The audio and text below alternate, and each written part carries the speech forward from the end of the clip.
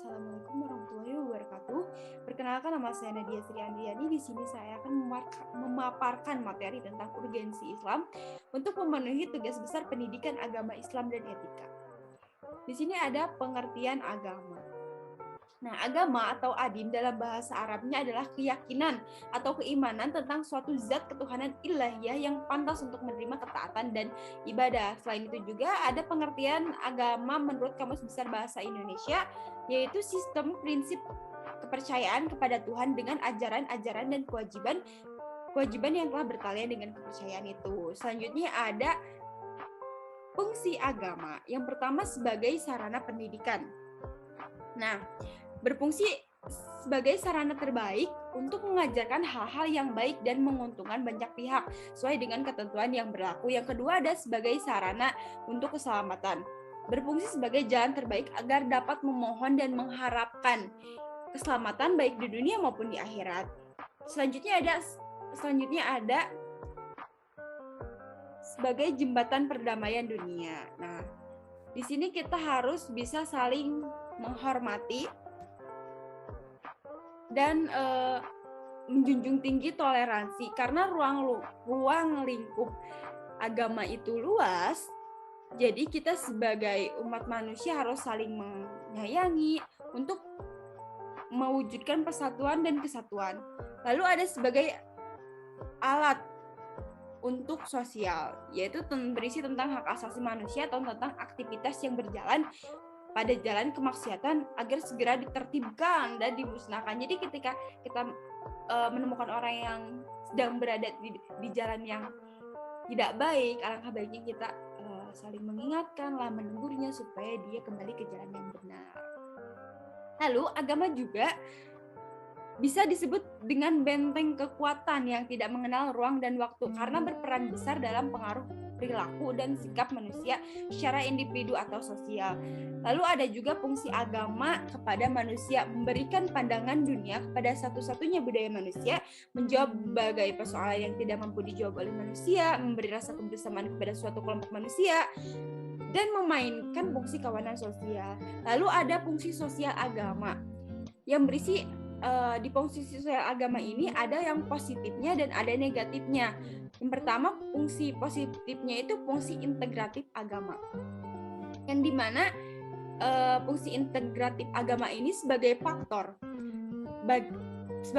integratif bagi masyarakat yang mempunyai peran agama dalam menciptakan suatu ikatan bersama baik di antara anggota berupa masyarakat maupun dalam kewajiban sosial. Nah, fungsi negatifnya itu ada fungsi disintegratif agama yang memainkan peran sebagai kekuatan yang mencerai-beraikan, memecah belah, bahkan menghancurkan ekstensi suatu masyarakat.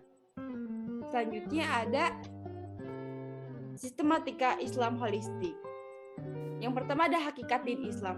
Din adalah aturan yang mengatur perjalanan hidup manusia di alam dunia ini. Jika dirangkaikan dengan kata Islam sehingga menjadi din al-Islam, berarti tata cara hidup ala Islam yang berfungsi mengatur perjalanan hidup manusia sebagai petunjuk Allah Subhanahu wa taala. Nah, dengan memaknai din sebagai tatanan hidup, maka yang dimaksud dengan istilah muslim adalah orang yang beragama Islam, din al-Islam. Sedangkan istilah kafir adalah orang-orang yang berdiri selain Islam. Din al-Islam sebagai tatanan hidup meliputi seluruh aspek hidup dan kehidupan, dari mulai masalah ritual sampai kepada masalah pergaulan antara manusia.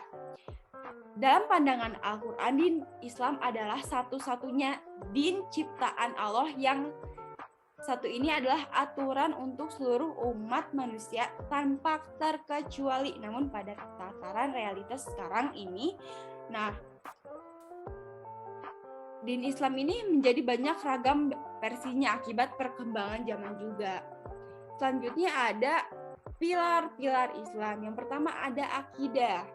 Nah, pilar pertama Islam adalah akidah. Secara bahasa adalah ikatan yang terpatri dalam hati.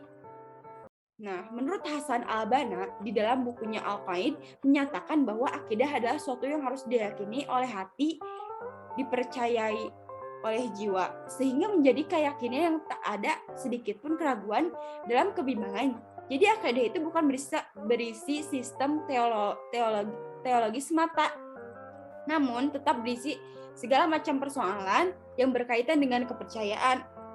Akidah merupakan sejumlah nilai yang diyakini dengan kekuatan pokok terletak pada tahun atau dalam istilah disebut teologi. Selanjutnya ada syariah. Nah, pilar kedua Islam adalah syariah. Nah, secara umum syariah didefinisikan sebagai yakni ketentuan Allah yang berkaitan dengan perbuatan subjek hukum berupa melakukan suatu perbuatan, memilih atau menentukan suatu sebagai syarat, sebab atau penghalang.